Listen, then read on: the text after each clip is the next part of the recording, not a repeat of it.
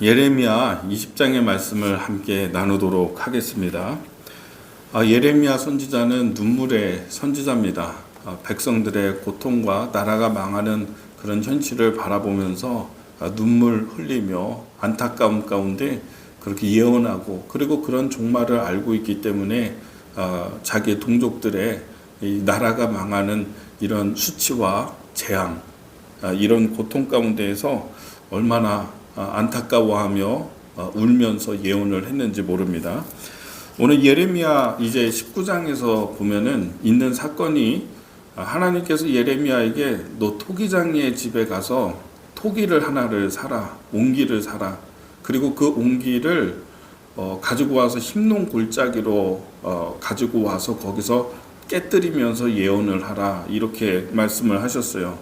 그 흰농 골짜기가 예루살렘 성벽이 이렇게 있고 성문이 12개가 있는데 그 가운데 이제 유다 지파의 땅으로 들어가는 그런 문이 있습니다. 분문이라고, 똥문입니다. 그러니까 뭐 배설물들이나 이런 것들이 드나드는 그런 문이 있습니다.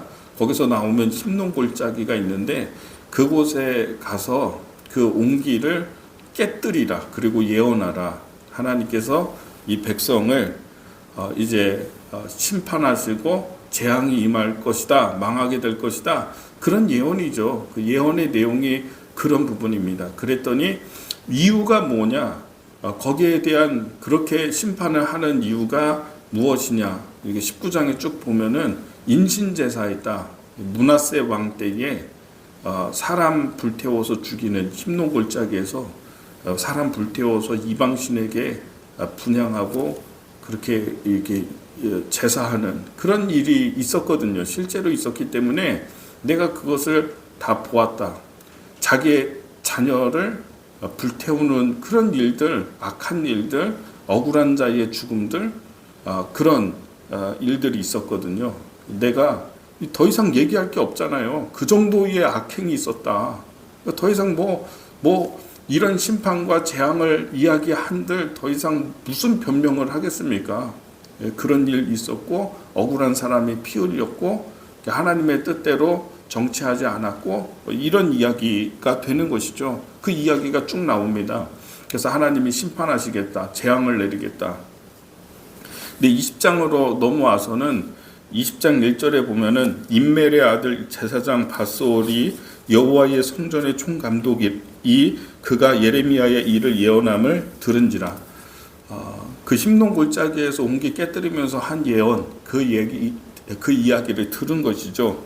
그래서 이에 밧솔이 선지자 예레미야를 때리고, 2절 말씀에 여호와의 성전에 있는 베냐민 문 위층에 목에 씌우는 나무고랑으로 채워 두었더니, 그러니까 심히 때리고, 여기서 때리고라고 하는 이 말은 40에 한 대 가만매 때렸다는 얘기입니다. 이런 형벌을 내릴 때에는, 보통 태형을 할 때에는 40에 한 대 가만매를 때리죠. 거반 40이 완전수예요. 그래서 이 40대가 만이라고 생각을 하면 됩니다. 거기서 한 대 가만매, 그러니까 한 95%, 96%의 매, 이런 거예요. 그러니까 만을 때리면, 40을 때리면은 사람이 죽을 수도 있는 거예요. 그게 만이라고 할 때 고개 한 대 감에서 때리는 거죠. 이런 매를 때리는 거죠. 그리고 이제 고랑에 채웠다, 나무 고랑에 채웠다. 그것도 목에 씌우는 나무 고랑. 이게 뭐냐면, 우리로 얘기하면은 이 조선시대 때 이게 칼이라는 게 있잖아요. 그래서 목에 이 나무 고랑을 채워서 손하고 같이 이렇게 결박하는 거. 이 칼이죠. 이게 이때 이 시대에 여기에도 있었나 봐요. 아마 전 세계적으로 있었나 봐요. 그런 게.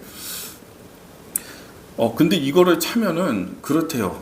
제일 고통스러운 게 잠을 자지 못한대요. 똑같은 자리로, 똑같은 자세로 계속 있어야 되는 거죠. 그리고 그 나무의 무게와 이런 것들이 있기 때문에 이게 참 허리도 굉장히 아플 것 같고요. 자세를 바꾸면은 또 다른 곳이 아프고 뭐 이런 것 같아요. 굉장히 큰 고통입니다. 그런데 이렇게 나무 고랑을 채우고 하루를 보낸 후에 풀어줬다 이렇게 되어 있어요. 또 돌아가라 이렇게. 이게 여러분 고문이 계속 고문만 하면은 그러면 이게 덜 고통스럽대요. 근데 사람의 생각과 마음을 바꾸는 방법은 고통만 주면 안 돼요. 고문만 하면 안 되죠.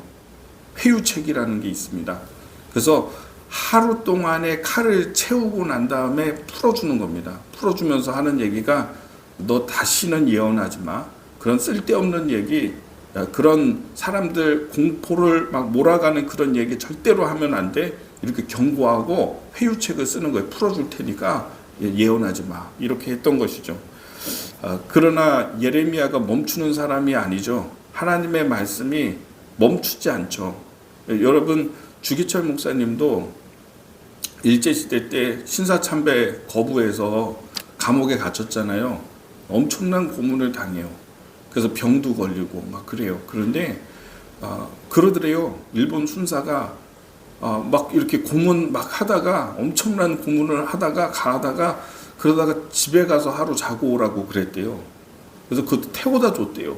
이렇게 뭐로 이렇게 운송하는 수단으로 해서 태워서 집 앞에다 내려주고 들어가서 하루 쉬고 그러고 오라고 그랬대요. 이런 게 어딨어요. 감옥에서 조금 전까지만 해도 막 때리고 고문하고 춥고 그러다가 집에서 하루 쉬고 오라고. 여기서 무너지는 거예요. 많은 사람들이 여기서 무너지는 거예요. 집에서 하루 쉬고 오면은 그럼 생각이 달라지고 마음이 달라지는 거죠. 회유책입니다. 근데 참 이 주기철 목사님도 내려주니까 집 앞에 왔으니까 왔지, 그죠? 그래서 대문을 이렇게 문을 두드리는데 열어주질 않더래요. 사모님이 당신이 왜 여기를 왔냐고, 당신이 있을 자리가 여기가 아니지 않냐고, 당신이 가야 될 길이 여기가 아니지 않냐고 이렇게 가라고. 그래서 주기철 목사님 그냥 돌아왔대요.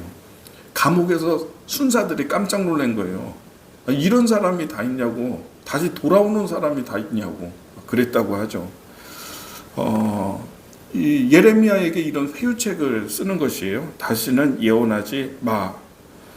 그랬는데 이제 4절의 말씀에 여호와께서 이와 같이 말씀하시되 보라 내가 너로 내 모든 친구에게 두려움이 되게 하리니 그들이 그들의 원수들의 칼에 엎드려질 것이요 내 눈은 그것을 볼 것이며 내가 온 유다를 바벨론 왕 손에 넘기리니 그가 그들을 사로잡아 바벨론으로 옮겨 칼로 죽이리라. 하나님께서 예레미야를 통해서 말씀하시는 것이죠. 바스훌이라고 하는 이름은요 자유케 하다 이런 뜻이래요.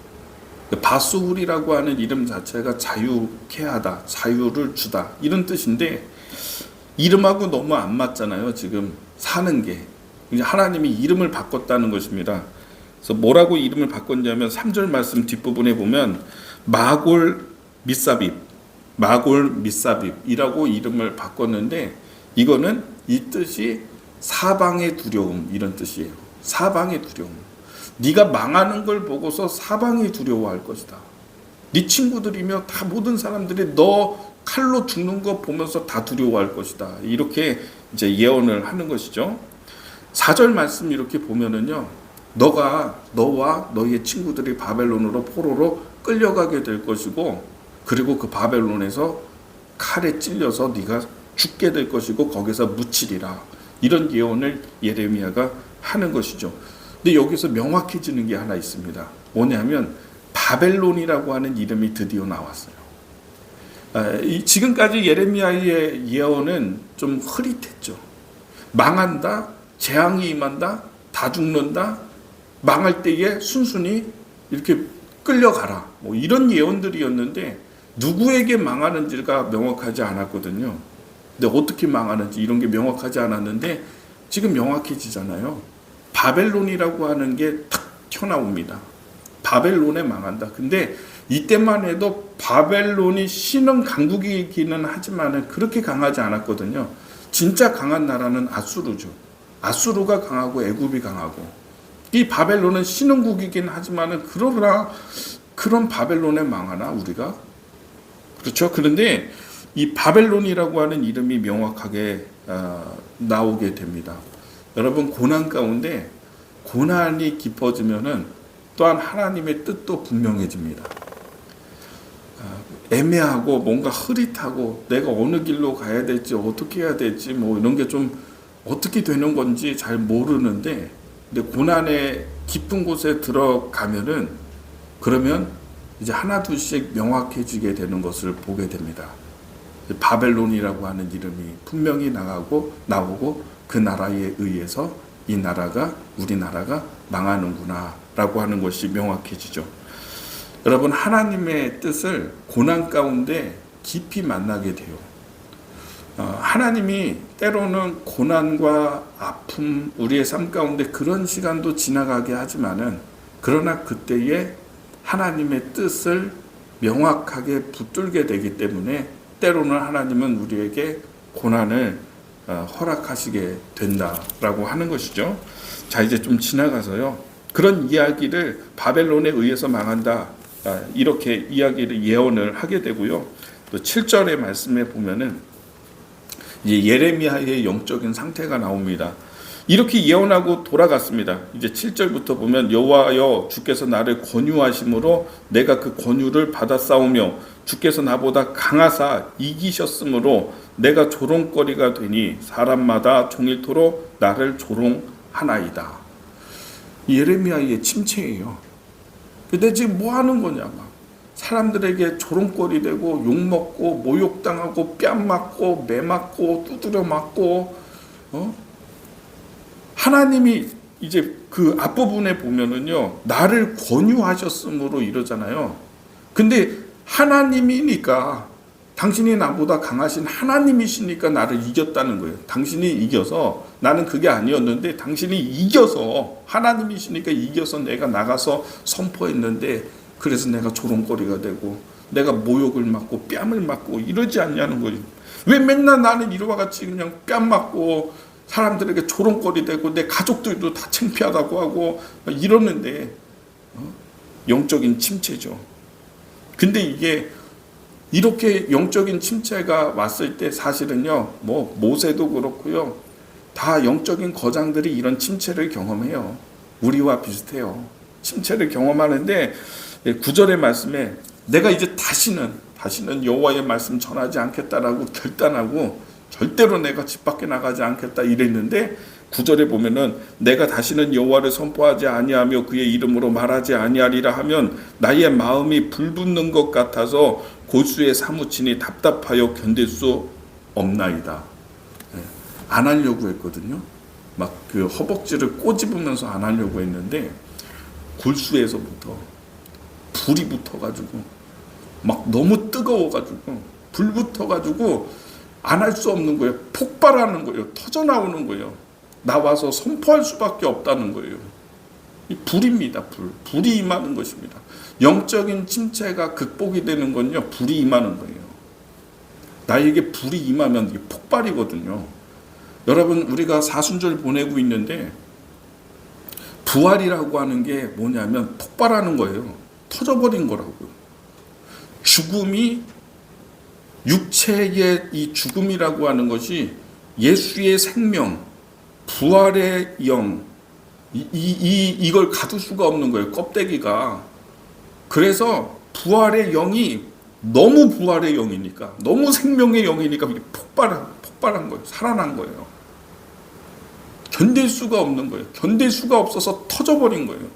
부활한 거예요. 우리가 이런 영적인 상태에서 침체되고 막 이렇게 힘이 없고 그럴 때에 하나님이 우리를 회복시키시는 방법은 불을 주시는 겁니다. 뜨거운 불을. 그래서 견딜 수 없게 막 일어나게 하시는 것이죠. 여러분, 기도하시기를 바랍니다. 나에게 에너지가 없다, 힘들다, 침체가 온다. 여러분, 방법은 하나야.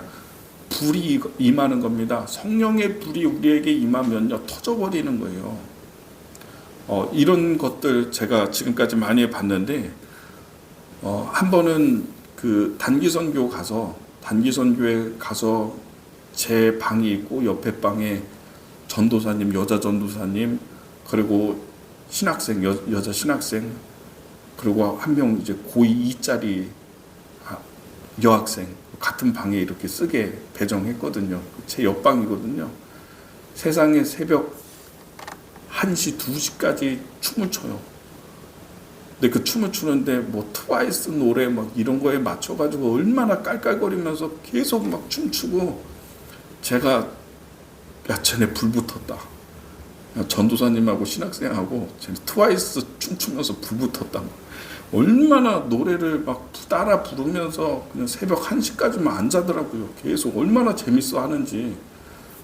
저거 불 붙은 거다 그런 생각이 들었어요.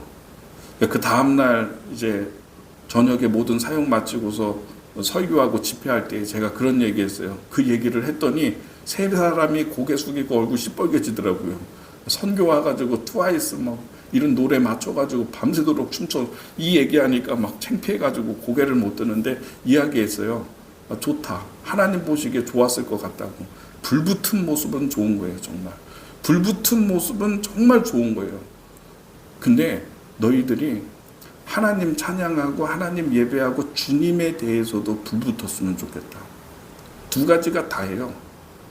내가 세상 살아가면서 좋아하는 것들 있잖아요. 불붙는 거 있잖아요. 그게 왜 나쁜가? 좋은 것 같아요. 뭐 트와이스 노래에 맞춰가지고 춤추고 기가 막 뿜어져 나오고 막 불붙어서 이거 좋은 것 같아요. 그런 상태. 그런데 하나님 찬양할 때도 불붙어야 된다. 이렇게 이야기를 했던 기억이 나요. 여러분, 저는요, 여러분의 인생과 삶에 이 하나님이 주시는 이 불이 임했으면 좋겠습니다. 우리에게 이 에너지, 넘치는 에너지, 불이 붙으면요, 막을 수가 없는 것입니다. 그래서 오늘 예레미야 선지자, 내가 이걸 막을 수가 없어서 폭발한 겁니다. 나가서 설교하고 선포하고 예언했다. 이렇게 이야기하고 있는 것입니다. 여러분도 그럴 때가 많이 있죠. 내가 예수 믿어가지고 참 억울한 일 당하고, 직장에서도 다른 예수 믿지 않는 사람들은 할 얘기 다 하고 막 상황 되면은 막 화낼 것 다 내고 막 자기 하고 싶은 대로 그냥 하는데, 나는 왜 이렇게 조롱당하고 때로는 나는 이렇게 좀 불리한 것도 있고, 왜 이래야 되나 내가 예수 믿으면서 왜 이렇게 살아야 되나, 이런 생각이 들 수도 있죠. 그래서 하나님이 우리에게 불을 주셔야 돼요. 못 견딥니다. 억울한 일 못 견디고 답답한 일 못 견디고, 그러나 하나님이 우리에게 불을 주시니까 우리는 또 그리스도인으로서 살아가고 있는 것이죠. 여러분의 삶 가운데, 우리의 믿음 생활 가운데 성령의 불이 임하는 놀라운 시간이 되기를 주님의 이름으로 축복합니다. 기도하겠습니다.